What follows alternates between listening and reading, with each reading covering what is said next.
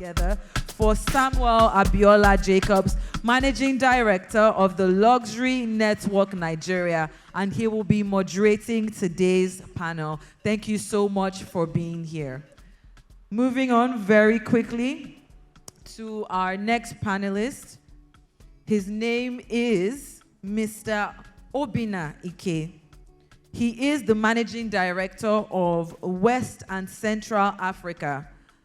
Niger Bevs, renowned for his exceptional strategic thinking and execution prowess. With a proven track record, Obinna seamlessly blends conventional brand management with targeted marketing acumen, driving innovative solutions and cross-platforms implementations. His key specialties are, but not limited to, strategic marketing planning and development, strategic alliances, sponsorships, promotion, marketing development, as well as strategic database and loyalty marketing. If you could please put your hands together for the Managing Director of West and Central Africa, Niger Bev, Mr. Obinna Ike. A round of applause as he makes his way to the stage. Thank you so much for being here. We appreciate your time. I have to always thank all of them because they are very busy people, and they've made time to be here. So it's very important to appreciate them.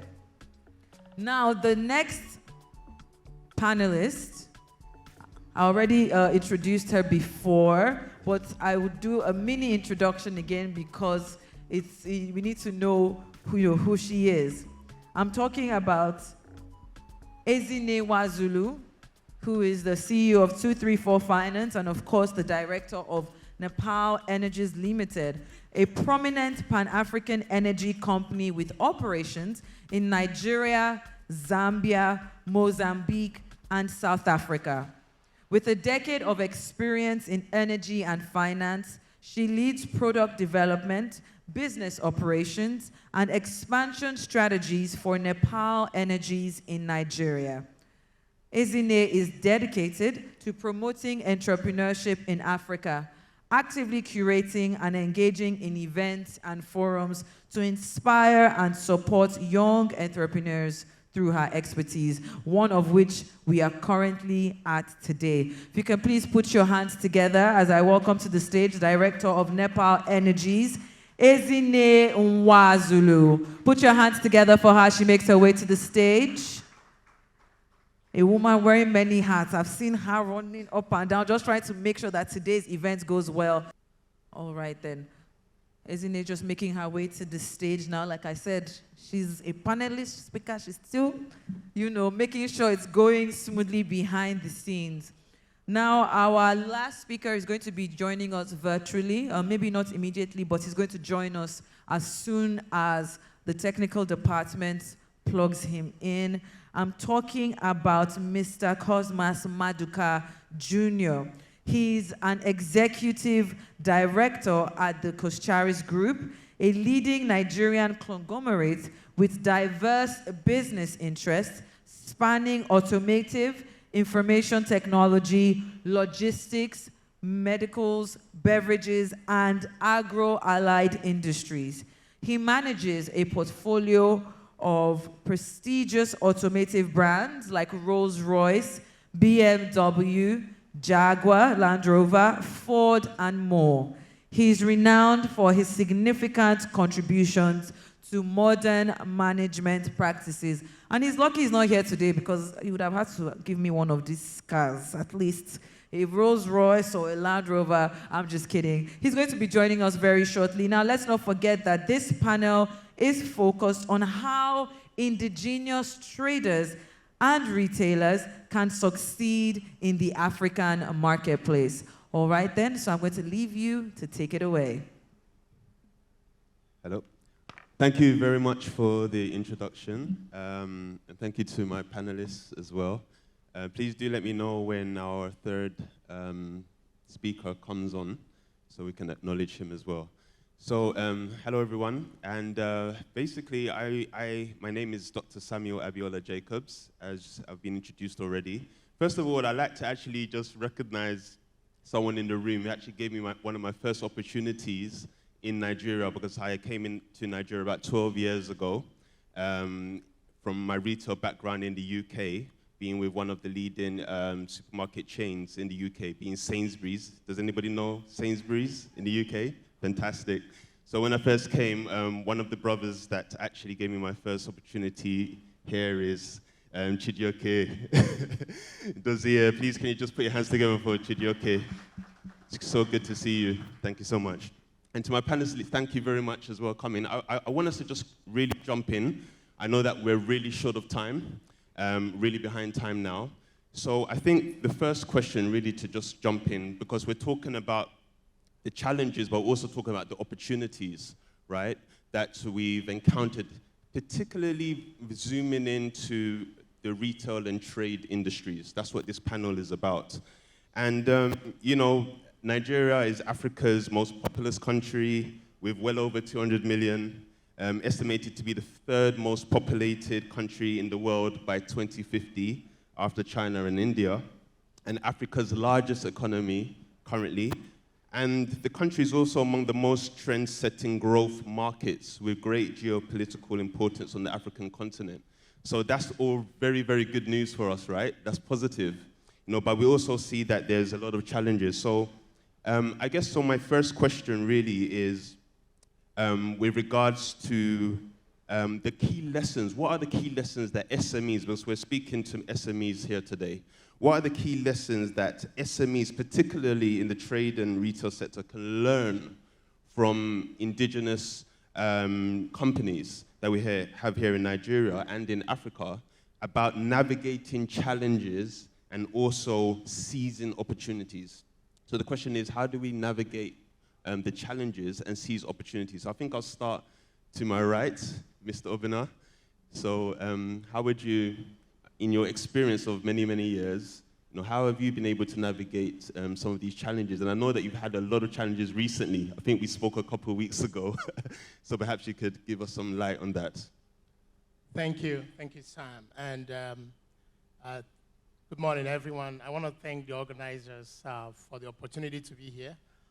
My name is Obin Naike, and I'm the Managing Director of Niger Bev Limited for West Africa and Central Africa. So Niger Bev is actually a premium spirits manufacturer. We distill spirits, and we have our own brands. We make the best brands, best whiskey, best gin, vodka, and best cream. And we export it to other African countries, principally West Africa and then Central Africa. So when it comes to retail and navigating challenges and seizing opportunities, it's something pretty interesting because we don't sell directly to consumers, but we have a chain. We sell to distributors, who then sell to wholesalers, who then sell to retailers before they go to consumers. And so for me, as a managing director for a manufacturing firm with several departments and including supply chain, production, and logistics, you have to always focus on understanding the trend.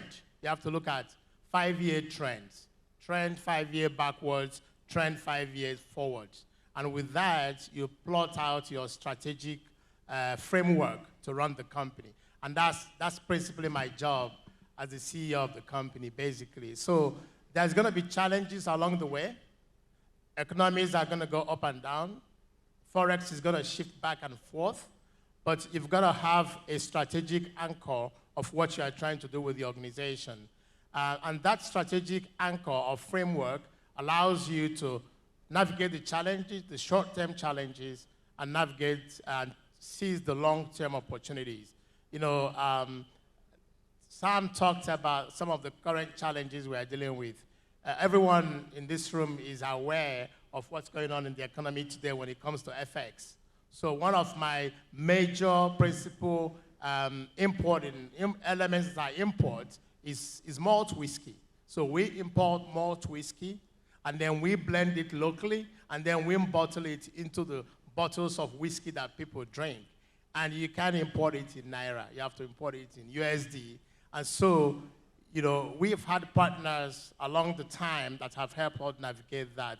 But as I said, we plan 5 years ahead, and we have got to find partnerships, alliances in the local markets to deal with FX as most people are dealing today. Thank you. I like that plan 5 years ahead.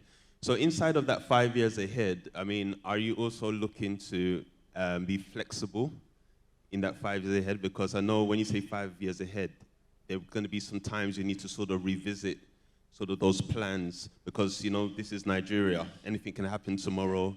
Regulations, policies, all kinds of different issues. So how do you sort of, approach, those 5-year plans, and how intermittently do you revisit them? So you really cannot have a good strategic framework that is not flexible, because market realities are different all the time. So you've got to have to be flexible. You've got to have to adapt to the local challenges. And for me, that is a good strategic framework, right? You can't build a good strategy that is not flexible. That is really, you can't negotiate that. That's a non-negotiator, right? So, but for me, good strategies are sort of flexible to take advantages of opportunities, but also to deal with the challenges. But you've got to have a good foresight of where you're trying to get to and how to get there. Thank you. So, Isn't, let me come to you now. First of all, I must commend you for all the support you've been doing for SMEs, especially over the past 5 years. Can we just put our hands together for Ezine and the Mentor Matchup Challenge once again? So, Ezine, perhaps you can maybe talk about some other challenges that perhaps Ms. Obina hasn't spoken about. I'm thinking in terms of maybe like client acquisition, considering that Mentor Matchup is really about upskilling, giving some mentoring in that area. And of course, you are the managing partner of 234 Finance as well. So maybe we'll come back to that a bit later in terms of financing, but maybe talk about more of the the skill acquisition. That's what I meant. So the skill acquisition, perhaps, that we're facing in retail and trade. Okay, good morning, everyone. So I'll speak more to my industry. I'm in the energy space, and I head retail in Nepal Energies. And Nepal has been in existence almost 2 decades, and we've just been purely trade, intentionally just trade. You bring in your product, you sell it at your depot, however the customer, deals with the product, that's their business. But in the past couple of years, we're all aware of the fuel subsidy issue. So going forward, if you're going to be an active downstream energy player, you have to go through the entire value chain because the margins have dwindled. So we're now in a space that we have absolutely no idea about, and we're literally learning on the job. And when I started Nepal Retail 4 years ago, 2020, right after COVID, I tried to get mentors. When I'm going into something that I'm not, very versatile in, I try to find who are the key people that understand this thing and how can I pick their brain and how can I execute. So for me, my journey in retail has literally been learning on the job.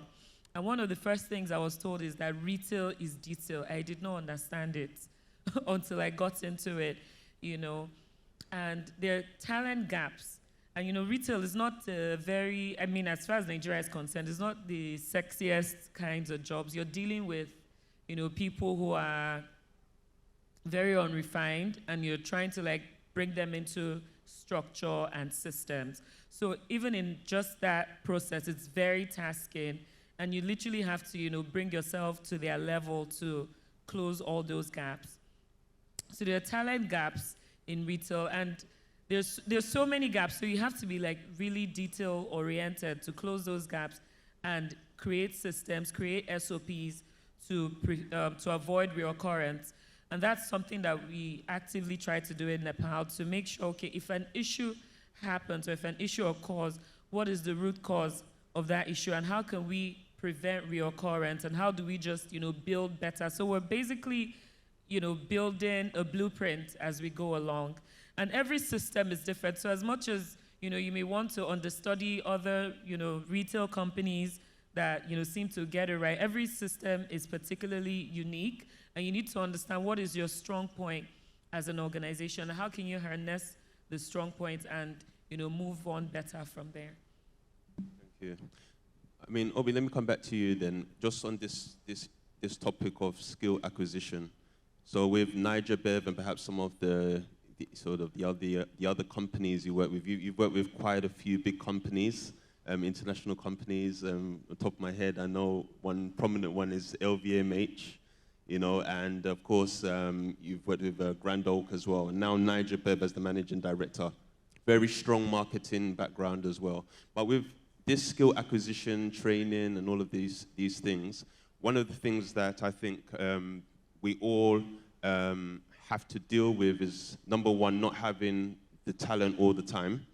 And then when we finally do either find the talent or train the talent, is now retaining the talent, right? Because there is almost like a scarcity, if you like. So you find that a lot of staff, a lot of talent is being poached, or they themselves move to other big opportunities. So is that really a big problem, or have you found a way to make sure that you have good staff retention, employee retention, and things like that? How do you make sure that all the investment that you've put into training and upskilling, all of these things, how do you make sure that you actually get to retain that talent in your organizations? So retaining talent is a very tricky one because talent go where it's mostly recognized and where it's mostly valued and rewarded. And unfortunately, as a country, we are dealing with some of that, the impact of that at the moment. So I'm going to use my own personal experience to answer your question, right? So I was trained mostly in Europe and the US. I spent most of my adult life working in the US before relocating to Nigeria in 2016, right? I relocated here because I wanted to provide value, and I felt like my talents can be rewarded better here, right?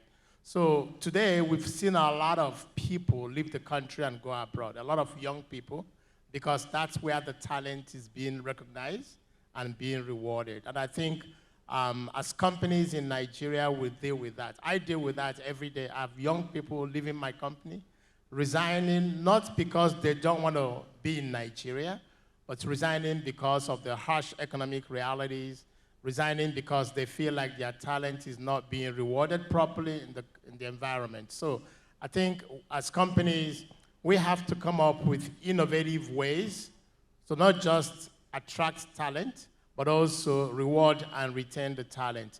What we are doing as an organization is we are investing in programs that bring in young people straight from universities and try to keep them in the organization. Because we've also seen that going into the open market to put talent sometimes is not very sustainable, right? They come in, and after a few years, they move to competition or they move somewhere else. So we spend a lot more resources bringing in young talent, giving them incentives and rewarding them to stay with the organization over a long time. It's going to be more difficult going forward because we live in a global world now. And anybody can find job anywhere staying in Nigeria. So we're still going to have challenges with talent. And I think domestic companies have to do a lot more to recognize talent, reward the talent, and retain the talent. Thank you. We actually have Mr. Cosmas Maduka Junior joining us now. Hello, Mr. Cosmas, can you hear me?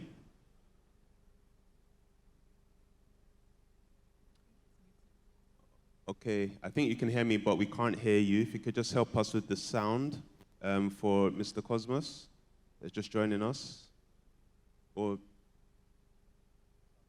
yeah, we still can't hear him.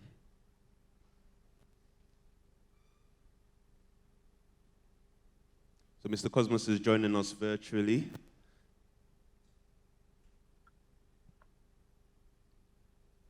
Hello. Yes, we can hear you now. Thank you for joining us. How are you? Thank you. I'm very well. Good morning. Thanks for having me. Thank you, Azine, for putting up a very interesting and engaging event so far. I was supposed to be there, but unfortunately, I had issues with my flight, so I'm still out of the country. But I was determined to be a part of this, so I joined virtually. Well, thank you so much for coming online.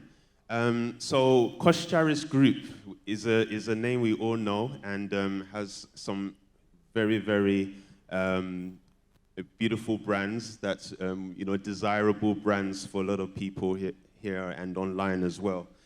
I know that Coscharis has been around since 1977. That's a long time. And I think there's a lot of insights you can share with us. That's nearly 50 years.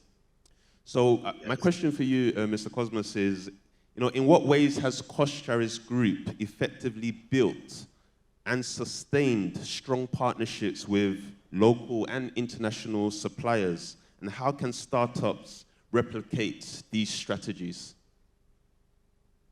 Okay, thank you. For us, one thing that we pride ourselves with is our values as a business. Our core values, one of which is integrity. So your integrity should speak for you in any venture or any business endeavor you try to take on. Your partnerships with your local or international partner. I mean, people are in business primarily to make money. So when you're going into a partnership, that should also be top of mind. And you should also realize that, look, as much as you want to make money for yourself and your business, whoever you're trying to deal with as a supplier or a partner is also in business to make money. So there should be mutual trust, mutual understanding, and integrity. If you say you do something, you do what you say you do. If you have a supplier who gives credit terms or dates or whatever, try as much as possible to hold up, be a person of character, be a business of character, because that is something that we find lacking a lot especially in our side of the world. Integrity and trust is very short. So that's really the way you can grow your business with a local, international partner or supplier. If you meet your agreements as at when due over a long period of time, trust grows, and then you can then start to request more and more things from your partners who are willing, because of your track record, to support and add value to your business as you have done theirs. So in a nutshell, I'd say it's down to two things: trust, integrity, trust and integrity. Integrity, yes, very well said. So, okay, let's talk about more like around innovation. I know that we're very stressed for time, so I'm trying to get to as many things as possible, so many subjects as possible, so that at least all of our mentees that are with us and online, can try and get as much for the retail and trade side as much as possible. So let me stay with you, Mr. Cosmas, for a moment. How are you fostering? I mean, being in business for so long, how are yourselves fostering a culture of innovation, in your business at Coscharis Group? And what lessons can startups learn to stay agile and responsive in a competitive market? I'll take the first question. How are we fostering innovation? A business is an entity. It's an organization. So it means it's like an organism. It has life. So the same applies to human beings. Once you stop learning, you start dying. So business should never really attain its goal. If we're being serious, you should always have a goal that you're trying to attain. Even when you think you've achieved or met a milestone, then you set a new milestone. And in this age of technology, the world becoming a global village, there is always something to learn. There is always a disruptor in the market. I mean, taxi companies have been running efficiently for about a century till Uber showed up in their business and disrupted it. That was innovation. That was technology. Hotel chains and business and motels and hospitality businesses were also comfortable with not much competition till Airbnb showed up in their industry and also disrupted that business. So we have to constantly, in whatever field or whatever economy or whatever sector, whatever business you find yourself, you have to constantly be trying to evolve, constantly trying to do better, because the customers or the world is always evolving and is always demanding more. And what better way to be innovative than to use technology that is available to you? now we're going beyond just basic Web 3, the web. We're going to Web 3.0. Web 3.0. We're going to AI. So there are a lot of disruptors coming into the market. There's 3D printing for things. This has been out for a while now. Is going to become on a mass scale where you can 3D print different tools, equipments, parts. So if you're not looking at the technology in your sector, your business is definitely going to be left behind. So constant learning, constant research, constant development is how the business stays innovative and live or outlive its founders, because I believe that's what entrepreneurs set up businesses to do, to outlive their founders and be second, third, fourth, as long as the business survives. And sorry, please, can you just quickly remind me of the part B of the question? Oh no, I think the second part of the question was really, I think maybe you kind of touched on it already, but it was more around just staying agile and responsive, to the competitive market. So I think you've handled that. Thank you so much. Thank you. Yeah, thank you. Let me come back to you as well on the same question, just in terms of technology and innovation. I know you're quite big on that as well. But how can sort of SMEs and be able to use this to grow their businesses? How would you advise them as well? So I think being flexible and being in tune with the market realities is first, because if you don't innovate, you die. So if there's a disruption happening in your industry, you need to position yourself to see how you can be part of that disruption. Because if you're not part of that disruption, you're going to die. And I'll take it to Nepal, for example, in our retail business. The retail space in Nigeria, I would say, hasn't caught up with how sophisticated retail is in other parts of the world, where you go to a Walmart and there are things like loyalty programs, and there are things like having to retain customer loyalty. And because fuel is actually an essential service, you'll find a gas station that is not even branded, but because they have a good price, people are rushing to buy from it. And the owners of those stations are just comfortable where they are. But what's going to happen, I'm just speaking specifically in my industry, what's going to happen is when there's deregulation, because we can't avoid it, it's going to be a competitive market, more competitive. So how are you going to differentiate yourselves from the next gas station? And that's where things like loyalty, looking at, being able to collect data, understanding your peak hours and your low hours, and the best, periods to be operating, and rewarding customers for, patronizing you. So that's one way to innovate in specifically in the gas station business. But in general, as a startup, data is very important, interpreting data and understanding what that data is saying to you, and being data driven and making decisions based on the data that you're getting. And just, being able to keep up with the trends in general in your industry. Like Cosmas said, there's disruption happening across different sectors, and it's coming for our sector as well. So we need to be in tune with the realities and be willing to tweak. And I think there's also opportunities for more established companies to collaborate with the smaller companies, because they're smaller and they're more nimble. So those sort of collaborations, or I'd say investments in those nimble companies, to be able to still be in tune with the market realities. So that's just what I'll say to them. Okay, great. I heard both of you basically say no innovation, then you would die, yeah. Basically. But I also know, we all know as well, that if there's lack of funding, you also die, right? For businesses. Funding is so critical for businesses. So isn't it just on you again, before we come to Obina? So how do you, let's coin it this way. How have indigenous companies overcome initial hurdles in terms of funding and resources? And what advice can they offer to SMEs in securing support for their ventures? Okay, that's a very good question. bootstrapping. Bootstrapping. Bootstrapping.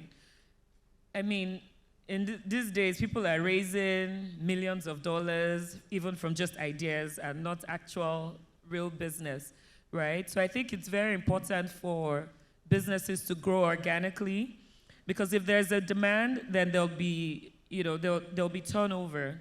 And you need to show traction over a period of time, bootstrap as long as you can, and just grow organically. And as you grow organically, you'll be able to, show enough traction to, access different types of funding, because there are different types of funding available depending on, the type of business you're in and how you're turning that business over. So in our business, we're traders, then retailers. So debt is what works best for us, because we're able to quickly turn over the petroleum products that we're selling. So it's very important to understand, because it's not every type of funding that would work. The one that works for A may not work for B. So you need to understand, bootstrap your business long enough to even understand the cash flow of that business, so that you're not killing that business by injecting capital that is not just a good match. So that would be my answer to that. Okay. Obina, do you have a similar or different sort of answer to that? I mean, how have you been able to manage with funding for the businesses that you've been engaged with, especially the one? I mean, you were talking about FX and some issues like that as well. What about in terms of funding? What advice can you give to smaller companies about funding? Yeah. So funding is an integral part of any business, and in manufacturing, for companies like ours, you really can't do without serious funding infrastructure in place. We deal with huge machineries. We deal with lines, bottling lines that make the products. So the kind of funding we have in place is like long-term funding, mostly with our strategic banks, because it runs into millions of dollars for the manufacturing that we undertake. So your debt as well? Yes, we mostly use debt. It's actually, it's almost like impossible to do it without debt. So we use mostly debt for our funding. But I do have a bit of experience with a few startups, as you might know. As you've already explained, I think the funding is, you got to bootstrap up front, right? To some point where you can actually prove value. And when I look at startups, I always ask myself, what problem are they solving? How unique is the problem? How big is the market, right? Once you have a good solution, I think there are so many ways to access funding, because there are people with money looking for good ideas or good solutions. And there are enough people with money in this country to fund good ideas. But the problem got to be there. The problem you're solving got to be unique. And the market has to be big and differentiated. Okay, great. I think I will ask maybe just one more question, just because of the time. So marketing, I want to talk about marketing now. Marketing for businesses. And I know, Obina, you have a lot of experience in marketing, so you're probably the best one to start, talking about this.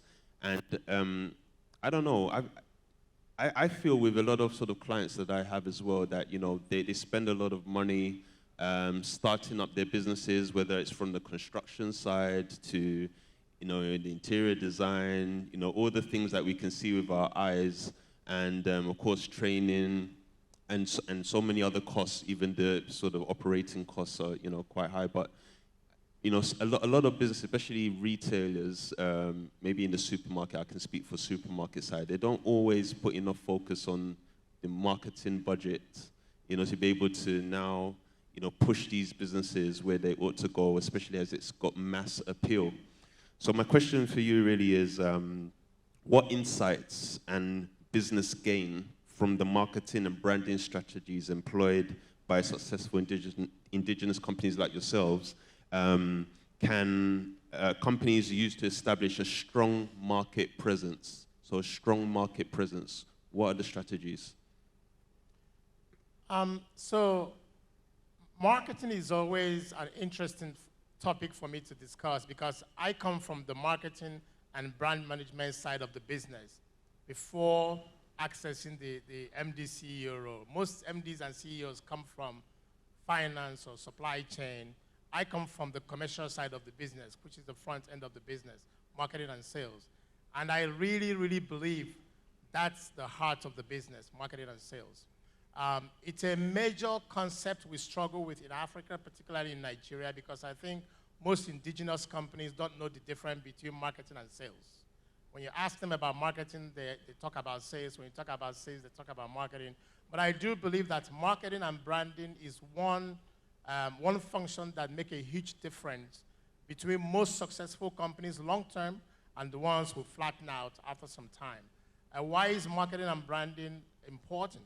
Because it builds differentiation, it builds distinctiveness, it helps your brand, your product, develop emotional connection with the market and consumers.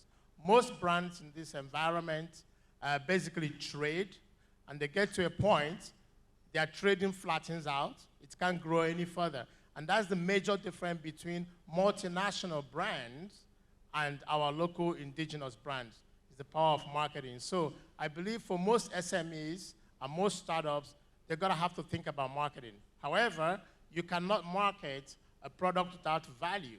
So you gotta build the value first, but you get to a point where you need to build proper branding and proper distinctiveness for your brand, and that's how you can command premiumness, that's how you can command value, that's how you can take in prices. So I could go on and on this, because that's sort of my comfort zone, but I like to give her an opportunity to say something about this. Yeah, and also maybe is there some sort of guide in terms of like in your sort of budget, like how much should be sort of, you know, a portion to marketing? I would say like this is an ongoing war in my organization. Let me just be very straight up, because most indigenous organizations, they don't have the budget. That is the truth. They're basically trying to survive, right?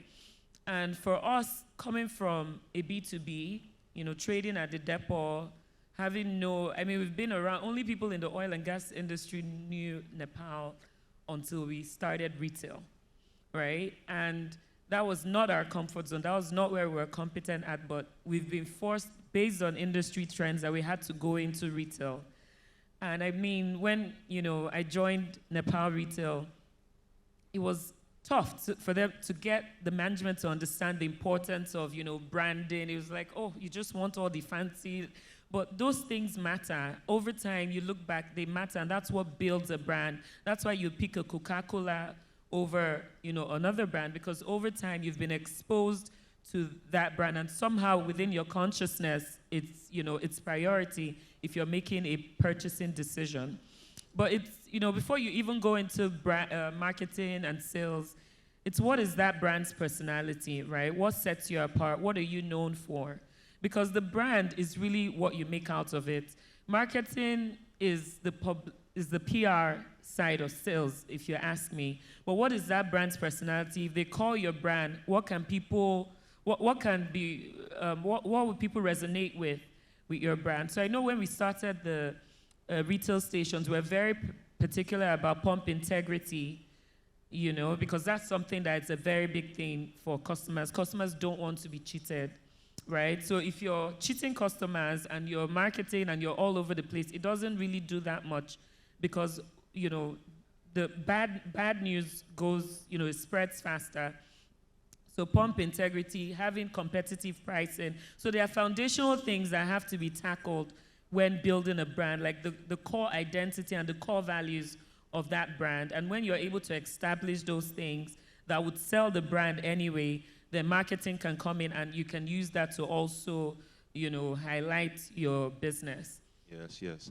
And, if I recall back in the UK, back in those days, looking at sort of traditional marketing, you would see some P&L sheets can go as high as like 30% of their revenue can go towards marketing. And like you said, here we can't really do that because businesses are trying to survive. So it's a whole different playing field out here. But thank God as well now with the sort of advancement with digital marketing, and there's a lot more sort of cost-effective ways to market as well. But I'll allow Cosmas just to say a sort of last word on that same subject around branding and marketing, because you guys have been in the business for a very long time as well. So yeah, what would you like to contribute to that?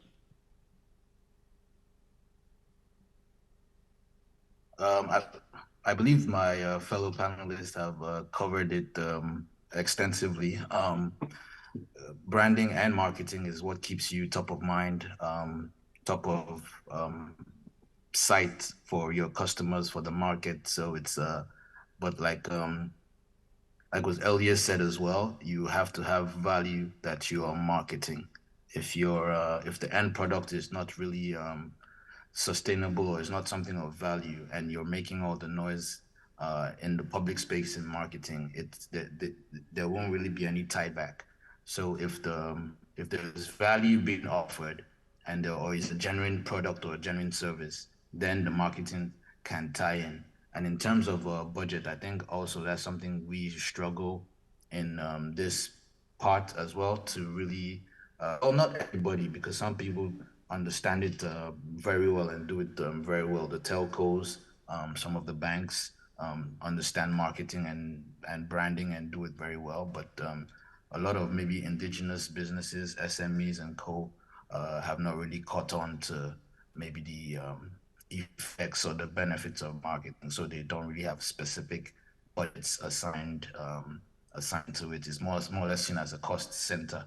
But if properly integrated, it can be a profit center, because that's where you get your leads, and your sales funnel is built from marketing and branding. So, but I believe it's been extensively covered by my fellow panelists. Thank you very much. Well, that's all we have time for. No one's buying a cow today.